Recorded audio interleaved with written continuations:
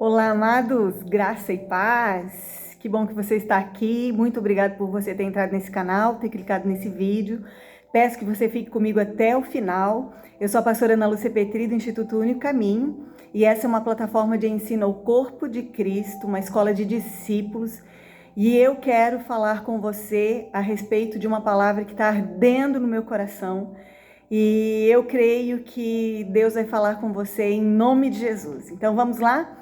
No livro de Mateus 24, Jesus estava falando com os discípulos dele acerca de como seriam os últimos dias antes da sua vinda, quando ele voltaria a esse mundo. Nós sabemos que ele estava em carne, mas era necessário que ele morresse, ressuscitasse, voltasse para o Pai, e um dia ele voltaria, né? Ele morreu, ele ressuscitou, ele voltou para o Pai, então nós temos a certeza de que um dia Jesus voltará. No versículo 36 diz: mas daquele dia e hora ninguém sabe, nem os anjos do céu, mas unicamente o meu Pai. No versículo 42 diz assim: vigiai, pois não sabeis a que hora há de vir o vosso Senhor. Mas considerai isso: se o pai de família soubesse a que vigília da noite haveria de vir o ladrão, vigiaria e não deixaria minar a sua casa. Nesse contexto disso que ele está falando, ele falou acerca de sinais que antecederiam a sua vinda. Falou que ninguém sabe o dia e a hora, mas ele estava mostrando sinais. Falou que nós deveríamos vigiar, porque nós não sabemos a hora em que há de vir o nosso Senhor. Mas que devemos considerar que se o pai de família sabe em que hora o ladrão vai vir na sua casa, ele vai guardar a sua casa, ele vai vigiar a sua casa, para não deixar que o ladrão entre e roube. Está falando a respeito de nós estarmos atentos, de nós não ficarmos desapercebidos. E nesse contexto, algo me salta aos olhos, quando no versículo 36 ele diz assim, o 34 diz: em verdade vos digo que não passará essa geração sem que todas as coisas aconteçam. Versículo 35: os céus e a terra passarão, mas as minhas palavras não hão de passar.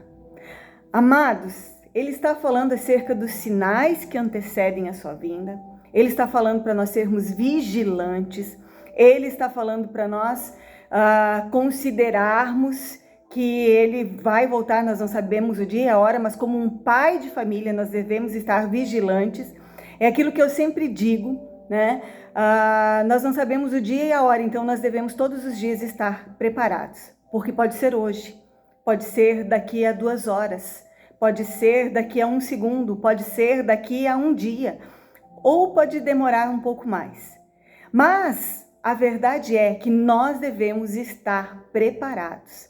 Por quê, amados? Nós estávamos em Deus desde antes da fundação do mundo, e um dia nós nascemos nesse mundo, então Deus deu uma pausa na eternidade para nós. Eu digo assim como se fosse, nós estamos passando por uma prova aqui. E aquilo que nós fazemos aqui, o tempo que nós passamos aqui, é um tempo muito breve. Porque o que são 80, 90, 100 anos? Uma pessoa quando vive bastante, vive 100 e pouquinhos anos. O que é isso perto de uma eternidade, queridos? Eternidade é para sempre. Então, nós estamos passando por uma prova aqui, mas as nossas atitudes, as nossas decisões, as nossas palavras, aquilo que nós fazemos, como nós agimos, vai ecoar por toda a eternidade. As respostas que nós damos aqui vão trazer os resultados para a nossa vida, não somente aqui, mas por toda a eternidade. E Jesus, ele diz para mim e para você: o céu e a terra passarão, mas as minhas palavras não hão de passar. Então, queridos, o que é vigiar dentro desse contexto? É nós nos apercebermos acerca da palavra de Deus, porque é uma palavra que não muda. É uma palavra que antes da eternidade ela já existia. Antes da eternidade não, antes da criação do mundo ela já existia. Na eternidade passada ela já existia. E ela vai continuar existindo na eternidade futura. Os princípios da palavra que valiam na eternidade passada, valem para o dia de hoje. Passarão os céus e a terra, mas as minhas palavras não hão de passar. Então, se tem algo que eu e você precisamos estar firmes e estar alicerçados, ainda que, queridos, o mundo, ainda que as pessoas, ainda que aqueles que não conhecem a palavra de Deus, queiram mudar a palavra de Deus, queiram mudar o Deus da palavra, queiram nos mudar, queiram dizer para nós que temos um relacionamento com Deus, como que nós devemos proceder, queridos? Nós precisamos proceder conforme a palavra de Deus. Essa semana eu ouvi algo que acendeu uma luz no meu coração e no meu entendimento mais uma vez. Eu ouvi que C.S. Lewis, há alguns anos atrás, liberou uma palavra e ele nem mesmo sabia que ele estaria profetizando acerca dos nossos dias. Ele disse as seguintes palavras: quando o amor se tornar um Deus, na realidade ele se tornará um demônio. Porque Deus é amor, mas o amor não é Deus. Então, queridos, Deus é amor. Ele ama de uma forma como nós não somos capazes de amar. O amor dele é eterno, o amor dele é imutável, o amor dele é incondicional, o amor dele não muda. Mas ele também não faz acepção de pessoas, mas ele faz acepção de atitudes. Porque ama, ele corrige.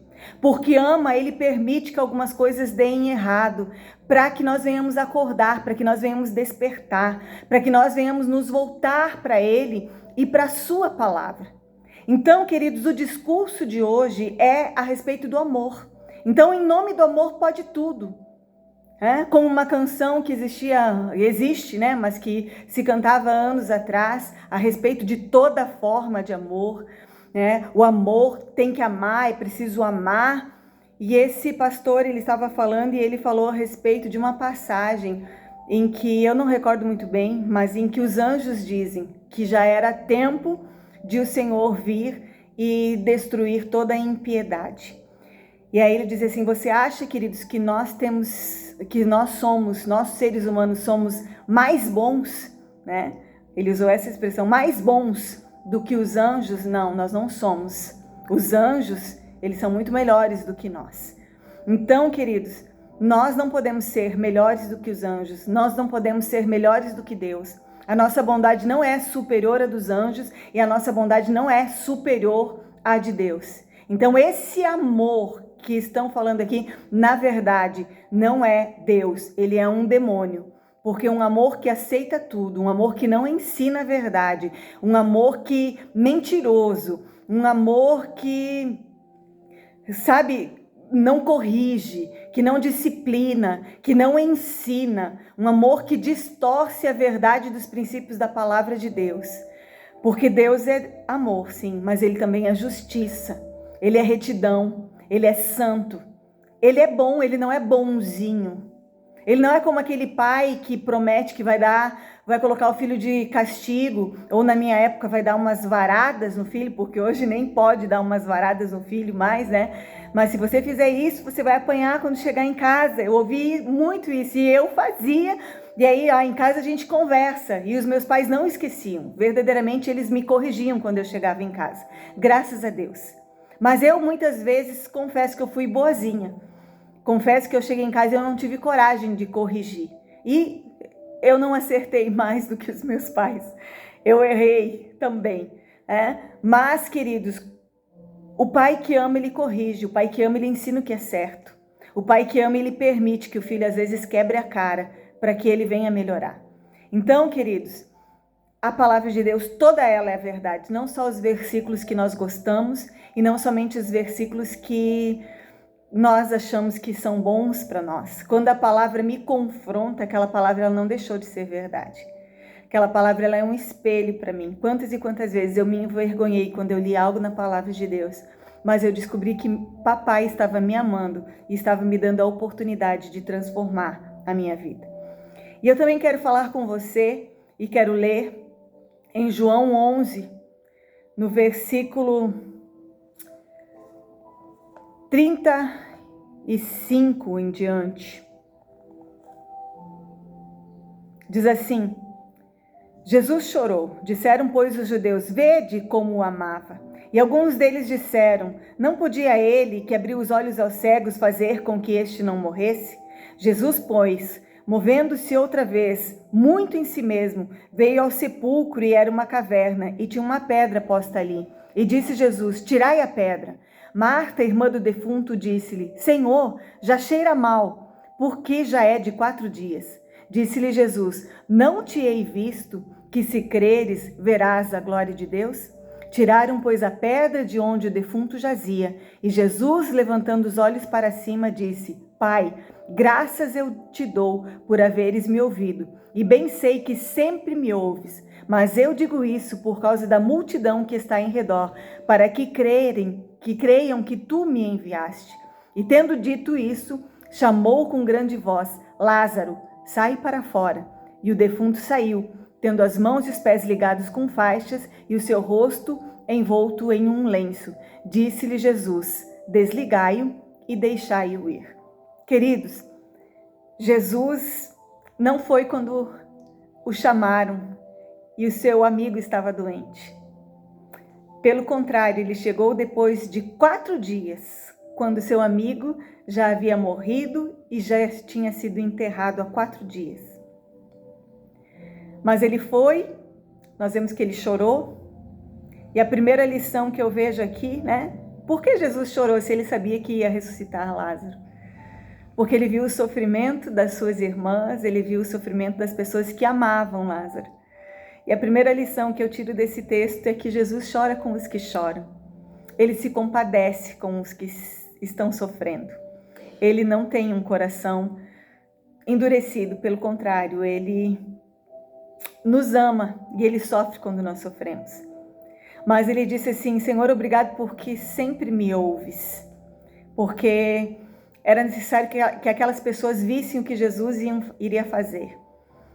E que ele tinha sido enviado pelo Pai. E nós sabemos que poucos dias depois ele estava em uma casa onde estava Lázaro, e a palavra vai dizer, no capítulo 12 de João diz isso, e a palavra vai dizer que eles queriam matar Jesus, porque ele havia ressuscitado Lázaro, porque aquilo que ele estava fazendo estava provando que ele era exatamente quem ele sempre disse que era: Jesus o Cristo, o Filho do Deus vivo, aquele que era um com o Pai.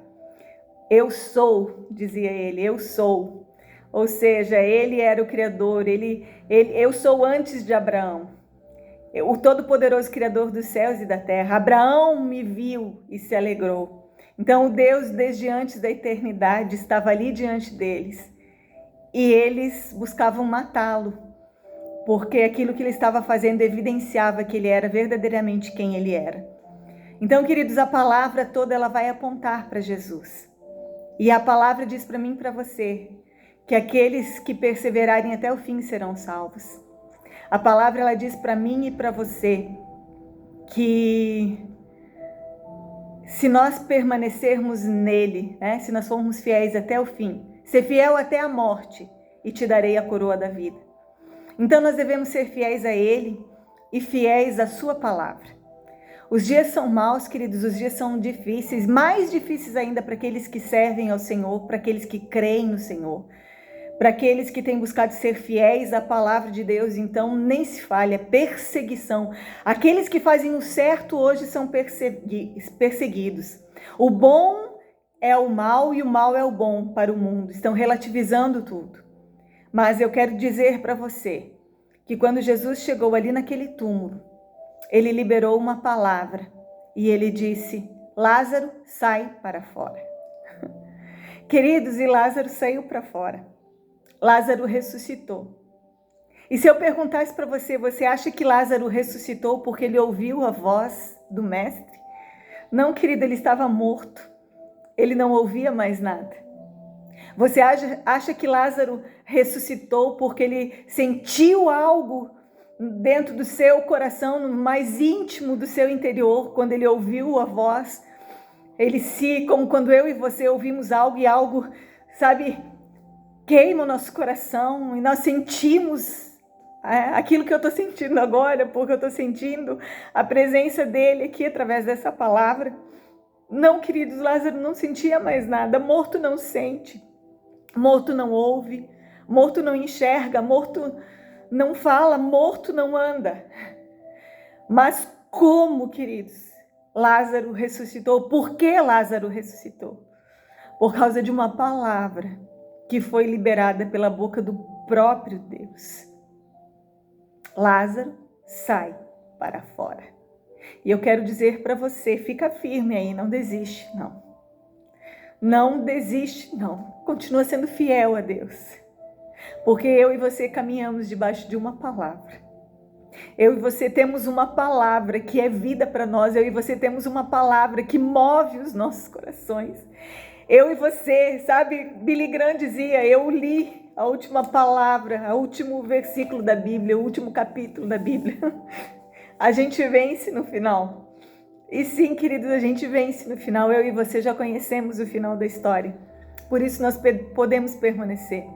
Ainda que pessoas que nós amamos não creiam no Deus que nós cremos, muitas vezes fazem chacota de nós, vamos continuar orando por eles. Porque a palavra de Deus diz, crê no Senhor Jesus e será salva tu e tua casa. Essa é uma palavra que foi liberada pelo próprio Deus. Então, mantenha-se firme, continua orando todos os dias da sua vida, continua buscando todos os dias da sua vida, continua amando todos os dias da sua vida, como Paulo dizia, ainda que vos amando cada vez mais, eu seja menos amado. Porque nós caminhamos debaixo de uma palavra que ressuscita até os mortos.